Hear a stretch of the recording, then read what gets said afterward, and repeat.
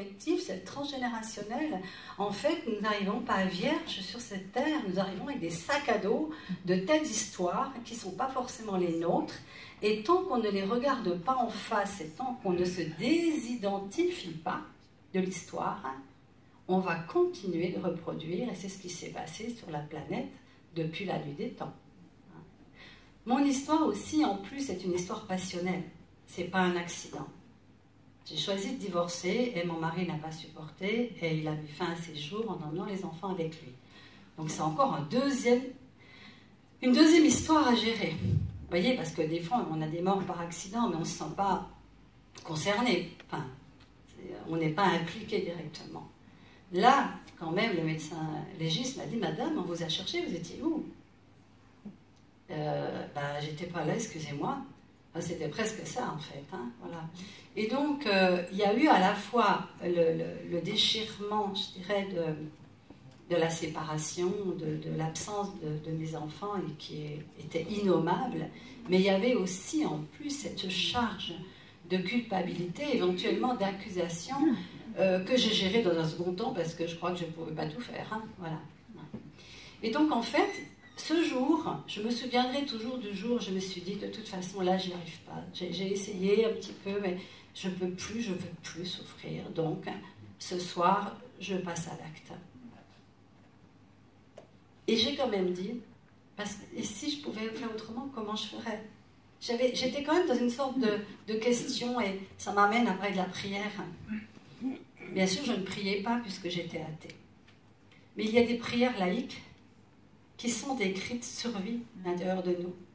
Vous savez, ces moments où on est là, mais qu'est-ce que je peux faire? Vous croyez à rien pourtant, mais tout d'un coup, il y a un élan. Et c'est une vibration. François a abordé ce niveau vibratoire. C'est ce que j'ai découvert dans mon cheminement, c'est que ce monde est un monde vibratoire. Il n'y a que des vibrations, des ondes qui partout. Et nos vibrations attirent à nous les événements, les gens qui correspondent à ce niveau vibratoire. Donc s'il y a des choses que nous voulons changer dans notre vie, eh bien, il faut d'abord changer nos vibrations. Et ces vibrations, elles viennent des pensées, des histoires d'avant, comme je disais, de l'inconscient collectif, familial, etc. Et quelque part, avec tout le cheminement, j'ai pu faire, en tout cas, le lien, en tout cas, de me dire que je n'étais pas une victime. Et aussi, une des raisons de mon passage ici, c'est de nous inviter à sortir du triangle victime-bourreau-sauveur, qui est perduré de partout. D'ailleurs, même, je vais vous le dire, c'est tout simple, vous venez de perdre quelqu'un. Ben, même là, ça va se jouer. Vous avez les sauveurs qui arrivent, et parfois, ben, c'est plutôt un frein. Pourquoi? Moi, je remercie ceux qui m'ont aidé du fond du cœur. Hein. Mais je remercie aussi ceux qui ne m'ont pas aidé. Pourquoi? Parce que j'ai été obligée de trouver mes ressources. C'est pas ça que j'aimais, hein. Mais j'ai été obligée. J'ai été acculée parce que c'était ça ou mourir. Donc il y a une force. Vous savez, c'est cette force qui est en nous, dont je vous parlais tout à l'heure, mais qu'on ne sait même pas qu'on a, tant qu'on n'est pas confronté à l'épreuve. C'est-à-dire que si on vous parle d'une épreuve que vous allez arriver avant, vous allez vouloir vous jeter sur un pont, parce que vous êtes sûr que vous n'allez pas y arriver. Mais quand vous êtes dans l'épreuve, il y a quelqu'un, je ne sais plus qui a écrit, il n'y a aucune épreuve qui ne vous soit donnée que vous ne puissiez la traverser. C'est comme si inconsciemment, il y avait quelque chose qui était déjà plus ou moins programmé à l'intérieur de nous et qu'on nous a donné les éléments pour le dépasser et pour le transformer. Mais ce que j'ai appris aussi, c'est que si j'arrivais à transformer, à dépasser certaines choses, ce n'était pas toute seule. Et c'était avec quelque chose que je ne croyais pas du tout. C'est-à-dire l'invisible. C'est-à-dire ce que je nomme aujourd'hui la conscience. Et en fait, la vie me l'a mis devant moi. C'était pas possible de faire plus grand que tout ce qui m'est arrivé dans mon cheminement. Et le jour où je suis là, en train de dire ce soir, je veux disparaître de cette planète, je ne veux plus souffrir, parce que comment je pourrais vivre avec cette douleur? Ça sonne à la porte. Alors je vais ouvrir. Et une amie est là avec le livre de Martin Gray. Vous connaissez Martin Gray? Hein, les jeunes peut-être pas. Martin Gray, c'est un homme qui est mort il y a 2 ans en Belgique Et son livre, c'était Au nom de tous les miens. Ça vous dit quelque chose? C'est quelqu'un qui était dans les camps de concentration. Et toute sa famille, il était juif. Et à 15 ans, déjà, il fallait voir déjà l'instinct de vie qu'il devait y avoir en lui, parce qu'il s'évade. Il monte sur les wagons et il arrive à s'évader. Et il arrive à rejoindre sans papier, sans argent, sans rien, les États-Unis. Et il arrive à recréer une vie, une carrière, un business, tout. Et il se marie avec une femme formidable. Il a 4 enfants merveilleux. Il vient habiter en France, dans le sud de la France, au Tanneron. Et toute sa famille périt dans un incendie, sauf lui. Alors vous imaginez l'écho que ça a fait. Et d'habitude, je ne voulais pas lire, je ne lisais rien. Et je regarde derrière. Ah, c'est une histoire vraie, une histoire vécue. Alors je vais la lire. Et quand j'ai eu fini de lire, c'était incroyable ce qui s'était passé en moi. J'ai dit, s'il a pu, je peux. Ça, c'était la première étape. C'est pour ça que je suis là. Pourquoi? Parce qu'un témoignage vivant de quelqu'un qui est comme nous, c'est pas que ça va vous donner une piste de comment vous allez faire. Non, certes pas. Moi, jamais je vais vous dire de faire ça, ça, ça. Mais simplement, si une personne a pu, ben vous pouvez aussi. Et la force du témoignage a été pour moi quelque chose d'incroyable. Je me suis toujours reliée à Martin Gray, que j'ai rencontré, que j'ai remercié, évidemment, parce qu'il avait été le déclencheur d'un choix. Parce que tout a commencé quand même, par la fois par une question. Oui, mais comment? Et après, j'ai choisi. J'ai dit, s'il a pu, je choisis. Bon, ça, c'était déjà la première étape. Qu'est-ce que c'est je choisis? C'est le libre arbitre. Et maintenant, j'ai compris que nous sommes sur une planète où nous sommes guidés, et je pense que votre ami va nous parler de tout ça, les guides, mais en même temps, on est libre. C'est-à-dire qu'on ne va pas faire les choses à notre place. C'est-à-dire qu'on va d'abord choisir et ensuite on va être aidé. Mais ça, je ne le savais pas au moment où ça s'est fait. C'est comment vous dire? C'était instinctif. C'est après que j'ai pu décoder. Et donc, j'ai fait ce choix. Et je m'entends encore dire, ok, je choisis. Mais comment? Mais comment? Mais comment? J'étais toujours dans mais comment? Parce que je n'avais pas de mode d'emploi, pas de recette, rien. Eh bien, j'ai laissé la vie m'amener des indices, on va dire. Mais je ne me suis pas dit, la vie va m'emmener des indices, hein. Pas du tout. Déjà, j'arrivais à me lever le matin, je me disais, il faut que je tienne jusqu'à ce soir. Puis, il se passait quelque chose. D'un coup, quelqu'un me parlait de quelque chose. Mais surtout, je voudrais vous dire une chose, pour la cartésienne que j'étais, la conscience s'est bien amusée avec moi. Parce que j'ai démissionné de mon travail, je travaillais avec des enfants, parce que c'était vraiment plus possible. Puis, c'était le regard des autres, je ne pouvais plus en fait. Et puis le fait que tout le monde fuyait, je me suis dit tant qu'à faire, c'est-à-dire j'avais l'étiquette, les gens me voyaient, j'étais celle à qui il est arrivé ça, donc je suis partie, et je suis partie vivre dans le sud sans savoir très bien ce que j'allais faire, et du coup je me suis retrouvée embarquée dans une formation de naturopathie, enfin il s'est passé, bon je ne vais pas vous raconter mon livre, hein, si vous êtes intéressé par tous les détails, nous avons un monsieur charmant au fond de la salle qui est le libraire et qui a bien voulu amener des livres.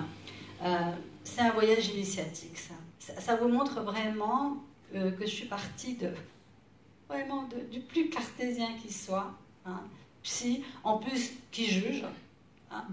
Bah, bien sûr, je jugeais ceux qui, Dieu, non mais attendez, Dieu, ou ceux qui, mais non, les anges, les guides, les guides. Et je jugeais. Et je me rendais même pas compte que je jugeais. Pour moi, c'était la vérité, c'est tout. Voilà. J'ai pris des claques hein, pendant toutes ces années. Vraiment. Je crois que je me suis vraiment rendu compte combien on est des êtres façonnés dans un ego qui nous fait souffrir au lieu de nous amener la joie qu'on est en mesure de vivre sur cette terre. Parce que notre mental, c'est un serviteur, mais si on le met le chef de notre vie, c'est fichu. Et sans le savoir, j'ai commencé à vivre, à avancer en donnant les mains à la conscience. Moi, c'est comme ça que j'appelle ça. C'est-à-dire que, puisque mon mental ne savait plus rien, eh bien, tout ce qui venait, je disais oui. De toute façon, je ne savais pas où aller. Alors, qu'est-ce que j'avais? Alors, je dirais le grand cadeau, on va dire c'est une horreur, mais non. Le grand cadeau, c'est que j'ai plus rien à perdre. Et quand vous n'avez plus rien à perdre, qu'est-ce que vous voulez perdre? Et je me suis mis à faire des choses que je n'aurais jamais imaginées. Première chose, première claque. En fait, j'avançais avec des claques. Si on réfléchit bien. Des claques virtuelles. Mais c'était drôle parce que ça m'a vraiment remis à quelque chose de tellement plus vrai et authentique. C'est-à-dire que le monsieur avec qui je travaillais, un jour, il commence à parler d'astrologie médicale. Je dis, attends. Parce que l'astrologie, ça fait partie aussi des choses. Voilà.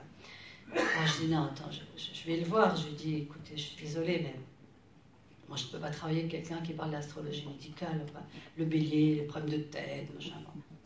Il me dit, bon, vous avez déjà fait votre thème? Ça risque pas. Il me dit, alors de quoi vous parlez? Hein? Il m'avait touchée. Parce que quelque part, au fond, j'étais capable de me remettre en cause. Ça, c'est quelque chose qui a une chance chez moi, c'est que même quand je suis sûre de quelque chose, et que je crois que j'en suis sûre, je peux très bien le lâcher si on me montre autre chose. Ça, c'était une souplesse que je pouvais avoir.